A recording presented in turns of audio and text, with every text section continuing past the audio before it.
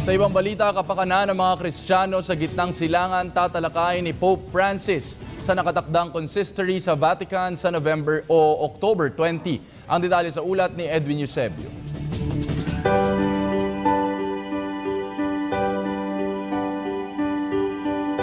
Sa hindi inaasahang desisyon, idinagdag ni Pope Francis sa kanyang schedule ang consistory sa October 20. Itong formal na pakikipag-usap ng Ama ng Simbahang Katolika sa College of Cardinals. Gagawin ang consistory sa Vatican, kasunod ng Extraordinary Synod of Bishops on the Family na sinimulan noon pang October 5. Lumawak ngayon ang paksa ng consistory dahil magsasalita ang lahat ng mga kardinal hinggil sa sitwasyon sa gitnang silangan.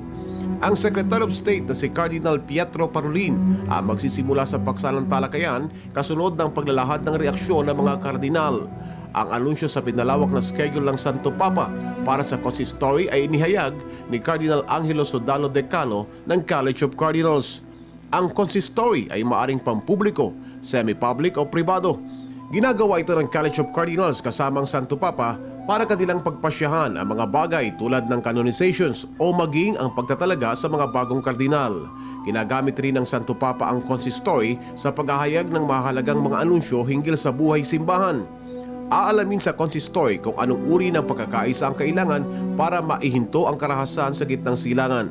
Bukod dito sa paghahatid ng mga supply ng pagkain at tubig sa mga taong naiipit ng kaguluhan, nais ng College of Cardinals na tukuyin ang ugat ng kaguluhan sa Middle East at hanapan ito ng solusyon.